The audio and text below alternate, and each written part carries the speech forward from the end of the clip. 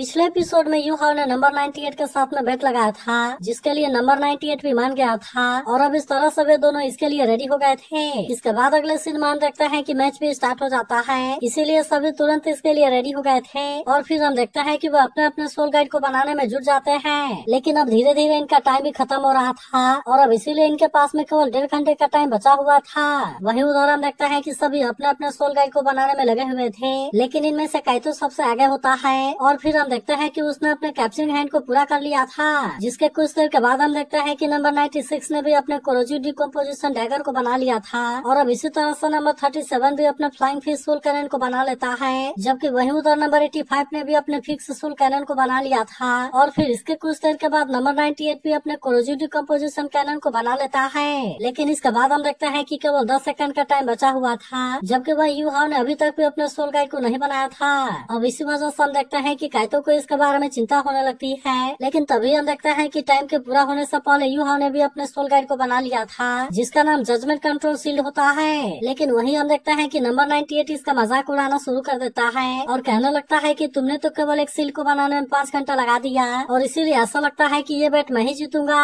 इसके बाद हम देखते हैं कि मैनेजर सभी को अपने ग्रुप में आने के लिए कहता है, जहाँ पर अब इनके बीच में फाइट होगा और वे इसमें अपने बनाए हुए सोल गाइड का यूज करके फाइट करेंगे। तब इसके बारे में सुनते ही सभी लोग भी इसके लिए काफी एक्साइटेड हो गए थे, क्योंकि वे सभी काफी टाइम से इसके लिए ही वेट कर रहे होते हैं और अब इसीलिए हम देखते हैं कि स्टेज भी पूरी तरह से रेडी हो गया था। लेकिन तभी कोई कहने लगता है कि डिप्टी मास्टर आप नंबर 66 और नंबर 88 के ऊपर ध्यान देना। लेकिन वही अब हम देखते हैं कि काइतो का नंबर 85 के साथ में मैच शुरू हो गया था, जहाँ पर कि वो अपने सोल कैनन का यूज करके इस पर अटैक करता है। लेकिन तभी हम देखते हैं कि काइतो ने अपने कैप्चरिंग हैंड का यूज करके इसे बहुत ही आसानी से रोक लिया था। जिसके बाद वही आदमी फिर से काइतो के बारे में बात करते हुए कहता है कि उसने लेवल 5 वाले सोल टूल को बना लिया, जो कि कंपटीशन में फिक्स सोल गाइड को बहुत ही आसानी से काउंटर कर सकता है। अब इसी वजह से हम देखते हैं कि वो इसकी काफी तारीफ करने लगता है और कहता है कि इसकी इंसाइट और कॉमेंट पावर सभी सच में आउटस्टैंडिंग है। वहीं हम देखते हैं कि काइतो ने नंबर 85 को बहुत ही आसानी से हरा दिया था। जिसके बाद नंबर 98 और नंबर 37 के बीच में फाइट होता है, लेकिन इसमें हम देखते हैं कि नंबर 37 इसके सामने कुछ भी नहीं कर पाता और इसीलिए नंबर 96 ने अपने सोल गाइड का यूज करके इसे बहुत ही आसानी से हरा दिया था। लेकिन इसके बाद हम देखते हैं कि फाइट करने की बारी यू हाव की होती है, जिसके बाद वो आदमी बात करने लगता है कि नंबर 66 के द्वारा बनाया गया कॉम्बिनेशन सोल टूल बहुत ही कॉम्प्लेक्स है, क्योंकि अकेले इसके अंदर 17 कोर लाइट फॉर्मेशन है और सच में आज तक मैंने ऐसी कोई चीज नहीं देखी थी। फिर वो कहने लगता है कि central energy gathering core formation outermost रिवर्सरी बाउंड्री के साथ में कंबाइन है, इसीलिए मुझे लगता है कि इसकी पावर काफी खतरनाक होगी। मगर अभी भी हम देखते हैं कि नंबर 96 को इसके बारे में कोई चिंता नहीं होती और वो अभी भी इसके साथ में फाइट करने के लिए रेडी होता है। तभी वो आदमी फिर से इसके बारे में बात करते हुए कहने लगता है कि वो अभी केवल सोल किंग के लेवल में है, इसीलिए मुझे लगता है कि सोल एम्परर 98 का सामना करने के लिए सोल गाइड अकेले काफी नहीं होगा। तभी कुछ लोग आपस में बात करने लगता है कि व्हील चेयर पर बैठा हुआ प्लेयर भी काफी अमेजिंग है, क्योंकि पिछले बार एक लड़के ने इसके ऊपर बेट लगाया था और वो उसमें 10 गुना जीता था। लेकिन फिर भी हम देखते हैं कि बहुत सारे लोगों को इसके ऊपर यकीन नहीं होता और अब इसीलिए हम देखते हैं कि वे इसका मजाक उड़ाने लगते हैं। वहीं नंबर 96 को भी ऐसा लग रहा था कि यू हाव इसका सामना करने के लिए कुछ भी नहीं कर पाएगा, इसीलिए वो इसके सामने आकर कहता है, चलो मैं भी देखता हूँ कि तुम्हारा सिल कब तक तुम्हें बचाता है। लेकिन अभी भी हम देखते हैं कि यू हाव को इसके बारे में कोई चिंता नहीं होती, जबकि नंबर 96 कहने लगता है कि तुम इसमें मेरे सामने कुछ भी नहीं कर पाओगे और मुझे तो डर है कि शायद तुम्हारी बॉडी भी इसमें नहीं मिल पाएगी। लेकिन तभी यू हाव कहने लगता है कि आज का टॉप 3 पोजीशन बहुत ही जरूरी है, इसीलिए अगर मैं इसके बारे में गलत नहीं हूँ तो फिर होली स्पिरिट सेक्टर ने इस मैच को देखने के लिए अपने किसी आदमी को जरूर भेजा होगा और अब इसीलिए वो कहता है कि प्लान को शुरू करने का टाइम हो गया। तभी अचानक से हम देखता है कि यहाँ पर कुछ होने लगता है, जिसका वजह से बहुत सारे लोग काफी डर गए थे। मगर वही हम देखता है कि काइतो को भी इसके बारे में कुछ पता नहीं होता और इसीलिए वो भी परेशान होता है कि यू हाव तुम क्या करना चाहते हो। लेकिन वही उदाहरण देखता है कि यू हाव को इसके बारे में कोई चिंता नहीं होती और अब इसीलिए वो यहाँ पर अपने पावर का जलवा दिखाने के लिए रेडी हो गया था, जहाँ पर वो अपने सिमुलेशन स्किल का यूज करके विजुअल मास्टर बनने का नाटक कर रहा था। लेकिन वही हम देखते हैं कि नंबर 96 को अभी भी इसके बारे में कोई चिंता नहीं होती और फिर कहता है कि तुम मरने के टाइम पर भी ऐसा मिस्टीरियस बनने का नाटक कर रहे हो।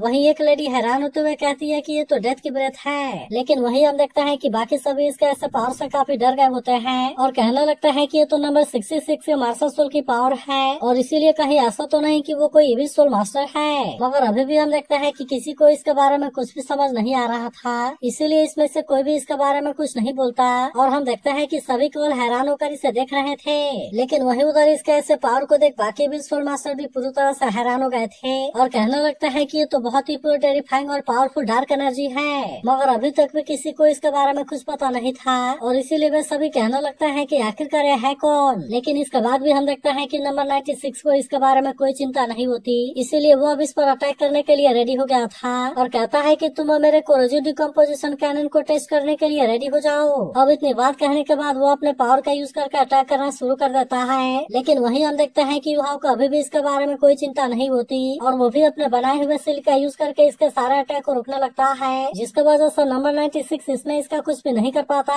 तभी अचानक से हम देखते हैं कि वह फिर से अपने किसी पावर का यूज करना शुरू कर देता है, जिसके वजह से नंबर 96 की पावर इसके ऊपर ही अटैक करने लगती है और फिर हम देखते हैं कि यहाँ पर उसके बहुत सारे कॉपी क्रिएट हो गए थे। जिसके बाद हम देखते हैं कि नंबर 96 को भी इसके बारे में कुछ समझ नहीं आ रहा था, लेकिन वही युहाओ भी से कोई भी चांस देने के लिए रेडी नहीं होता और वो तुरंत अपने ब्लड कर्स वाले पावर का भी यूज करना शुरू कर देता है, जिसके वजह से नंबर 96 इसके सामने कुछ भी नहीं कर पाता। तब इसे देखो इविल सोल मास्टर भी पूरी तरह से हैरान हो जाता है और कहता है कि क्या नंबर 66 कोई अल्टीमेट इविल मार्शल सोल है, क्योंकि इसने तो लेवल डिफरेंस को भी बहुत ही आसानी से बाईपास कर लिया और इसके अलावा इसने तो सीधे अपने ओपोनेंट के एक्शन को भी ब्लॉक कर दिया। मगर वही हम देखता है कि नंबर 96 भी इतना आसानी से हार मानने वाला नहीं होता और कहता है कि तुम जैसे क्रिपल ने सच में मेरे सक्सेसफुल स्किल को यूज करने के लिए मजबूर कर दिया। इसके बाद वो गुस्सा होते हुए कहता है कि तुम मेरे रात का सामना करने के लिए रेडी हो जाओ और वो अपने नेदरवर्ल्ड डिमन क्लो का यूज करके अटैक करने के लिए रेडी हो जाता है। लेकिन इसके बाद भी हम देखते हैं कि युहाओ ने अपने आप को बहुत ही आसानी से बचा लिया था। इसके अलावा उसने अपने डेथ गेट को भी ओपन कर दिया था, जिसकी वजह से यहाँ पर बहुत सारे इविल सोल मास्टर आने लगते हैं जो कि सीधे नंबर 96 के ऊपर अटैक करने लगे थे। तब इसे देखो इविल सोल मास्टर कहने लगता है कि इसे तो इविल सोल मास्टर की एबिलिटी के बारे में बहुत ही अच्छी समझ है, जो कि मेरी इमेजिनेशन से भी काफी आगे है। लेकिन वही अब हम देखते हैं कि वह नंबर 96 को कोई भी चांस देने वाला नहीं होता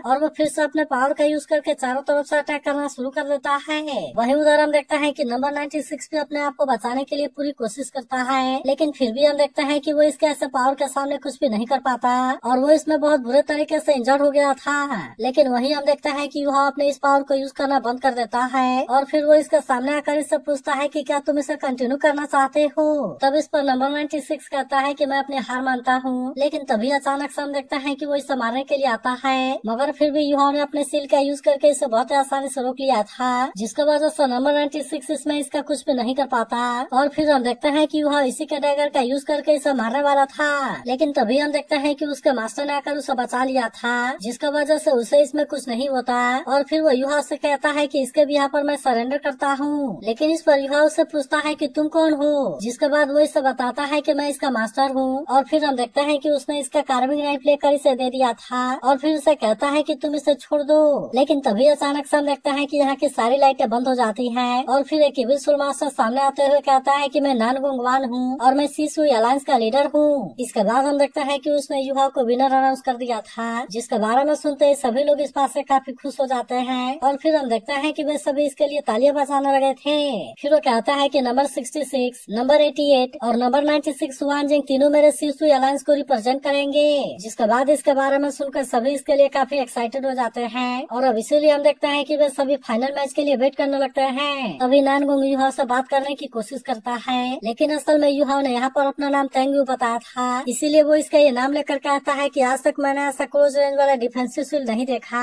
और इसीलिए क्या हम इसके बारे में डिटेल में डिस्कस कर सकते हैं। लेकिन हम देखते हैं कि युहाओ को इसके बारे में अभी कोई इंटरेस्ट नहीं होता और इसीलिए वो इससे कहता है कि हम फाइनल के बाद इसके बारे में बात करेंगे। जिसके बाद हम देखते हैं कि नानगुंग भी इसके बारे में कुछ नहीं बोलता और फिर काइतो युहाओ को यहाँ से लेकर चला जाता है। तब इसे देख नानगुंग कहने लगता है कि शायद ये वही है जिसे कि लीडर हमेशा से चाहते थे। तभी मैनेजर से कहता है उसने मुझे बताया था कि वो अपने एबिलिटी के लिए कुछ प्राइज मनी और कुछ रेयर मेटल को हासिल करना चाहता है, जिस पर नानगुंग कहता है कि इसे अरेंज करना तो बहुत ही आसान है और इसीलिए अगर वो हमारे लिए ग्लोरी लेकर आता है तो फिर हम खुद उसे शामिल करने के लिए बहुत बड़ा गिफ्ट देंगे। इसके बाद वो डिप्यूटी लीडर से पूछता है कि तुम इसके बारे में क्या सोचती हो। तब इस पर वो कहती है अगर हमने उसे शामिल कर लिया तो ये हमारे लिए बेस्ट होगा, नहीं तो फिर हम कुछ और करेंगे। वही उधर हम देखते हैं कि काइतो और युहाओ भी अपने बाकी लोगों के पास में आ गए थे, जहाँ पर युहाओ जीता हुआ कार्विंग नाइफ काइतो को दे देता है। लेकिन इसे देखते ही काइतो इस बात से काफी मुश्किल हो गया था। तब इस पर युहाओ से कहता है कि तुम्हें इसके बारे में ज्यादा सोचने की जरूरत नहीं है, क्योंकि मेरे पास में तो पहले से ही गार्डियन सोल की ब्लेड है। लेकिन तभी वांग उससे कहने लगती है कि कहीं तुम इसमें इसीलिए तो पार्टिसिपेट करने के लिए नहीं कह गए थे ताकि तुम एविल सोल मास्टर के सेक्ट में घुसपैठ कर सको।